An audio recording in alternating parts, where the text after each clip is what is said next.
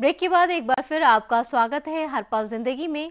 आतंकवादियों के हमले में किसी ने बेटा तो किसी ने पिता, किसी ने भाई तो किसी ने मां को खोया। हर जगह था तो अपनों के खोने का गम, आंखों में आंसू और उनकी यादें। जिंदगी चौराहे पर आ चुकी थी जहां दूर दूर तक अंधेरा था, रोशनी का नामो निशान तक नहीं। खुशियां जो थी वो अब उदासी में बदल गई थीं और सिर्फ था तो रोने के लिए आंखों में आंसू। बाकी जिंदगी यहीं खत्म नहीं होती, आगे भी है। चलते हैं इनके बचे पल को खुशनुमा बनाने की कहानी हर पल किसी जिंदगी की में। बेटी, किसी का भाई, किसी का बाप जो इस ब्लास्ट में मर चुका है, तो उनके लिए मैं शो की करना चाहूँगा। मेरी सिस्टर जो है वो नहीं मुस्कुरा पाएगी, जो उनकी मम्मी जी है वो नहीं मुस्कुरा पाएगी, क्योंकि उनके सारे के सारे परिवार के चले गए। ऑफिस से बाहर मैं ऑटो घर जाने के लिए लिया था मैंने अपने में बॉम्ब ब्लास्ट हुआ। मैं ऑटो में बैठ चुकी थी, तब उसके जो छर्रे थे बॉम्ब के वो मेरे लेग पे और हाथ पे पूरे लेफ्ट बॉडी इंजर्ड हुई है मेरी सारी। उठ के जब मैंने देखा तो मेरी टांग घुटने के ऊपर से पीछे की तरफ मुड़ी हुई थी, तो मैंने उठना चाहा। उसके बाद उठा था मैं, इतनी टांग मेरी साथ में उठी थी, बाकी की नीचे लटक रही थी। तो जब मैं चल नहीं पाया तो फिर मैं हाथों के बल पे वहाँ बैठ गया था। वहाँ भगदड़ मच चुकी थी। उसमें 3 या 4 मिनट बाद एक आदमी आया, उसने मुझे उठाने की कोशिश की, उसने मेरे पैर से उठाने की कोशिश की। उसने मेरा पैर उठाया, पैर तो ऊपर पहुँच गया था, मैं ज़मीन पे ही था। तो फिर मैंने उसको कहा आप पैर छोड़ दो, कंधे से खींचो मुझे। उसने थोड़ा सा खींचा होगा, उससे खींचा नहीं गया। तो फिर उसने अपने 2 फ्रेंड और बुलाए, सामने ही कहीं होंगे, उसने आवाज़ लगाई तो आ गए थे। तो उन दोनों ने खींच के मुझे बाहर तक लेके आए थे। और तीसरे जो उसका फ्रेंड था उसको उसने बोला था कि पार्किंग में से गाड़ी निकाल अपनी। तो बाहर लेके आए थे पार्किंग के पास, तो वहाँ बिठाया उन्होंने मुझे। एक पर्सन जा रहे थे कहीं, तो उन्होंने उसको बोला कि मुझे हॉस्पिटल छोड़ दो। तो उन्होंने कहा हाँ कोई प्रॉब्लम नहीं, आप डाल दो। तो उनकी बिल्कुल नई होंडा सिटी गाड़ी थी, उनकी बैक सीट पे उन्होंने मुझे डाला था उन लड़कों ने। उनकी सारी गाड़ी मेरे ब्लड से गंदी हो गई, फिर भी वो मुझे अंदर तक छोड़ के गए थे। उन्होंने गाड़ी में मुझे डाला तो थोड़ी दूर चले थे, उन्होंने मुझसे पूछा कि बेटा कौन सा हॉस्पिटल लेके चलूँगा।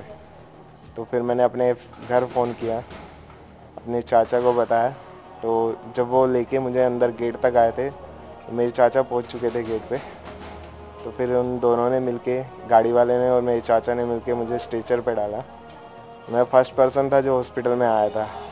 तो हॉस्पिटल में इनको शायद लगा कि मेरा एक्सीडेंट हुआ है, तो उन्होंने मेरी जब पैंट नीचे उतारी थी, तो यहाँ जो निशान था छर्रे जहाँ से गया था, वहाँ से ब्लड ऐसे निकल रहा था जैसे कोई टूटी खोल दी हो, नलका खोल दिया हो।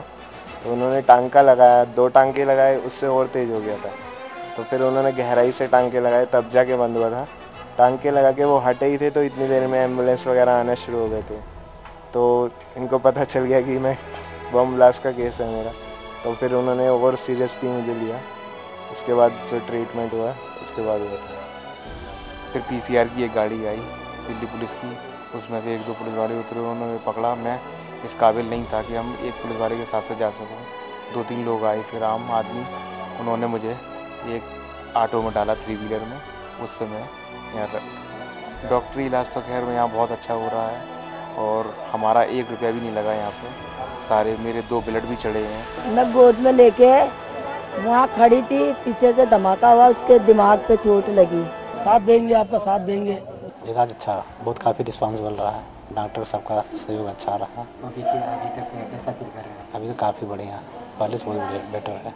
अभी जो सरकार मुझे बैक में लग गया। दुआ ही कर सकते हैं कि उनके जाने वालों की आत्मा को शांति मिले और इस परिवार को एक बल दे कि आगे ये काम कर सकेंगे जो इन बेचारों के साथ हुआ है। और झेल लिया जो होना था।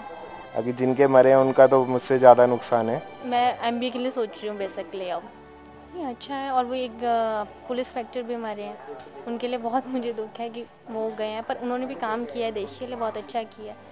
मैं उन सरदार जी का सबसे पहले शुक्रिया अदा करना चाहूँगा।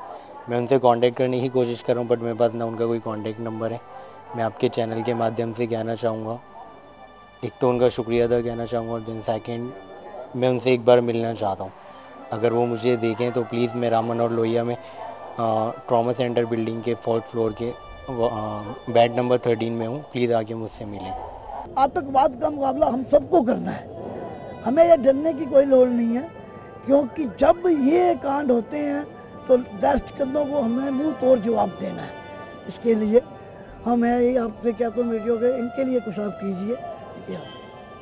वहाँ नहीं कहीं और देखेंगे, नहीं मिलती है क्योंकि प्राइवेट जॉब्स हैं, ज़रूरी नहीं है कि वहीं पे जॉब मिल जाए। मेरी आगे की फ्यूचर प्लानिंग जॉब ही है, मैं अपना कैरियर ऐसे तो डिस्ट्रॉय करूँगी नहीं।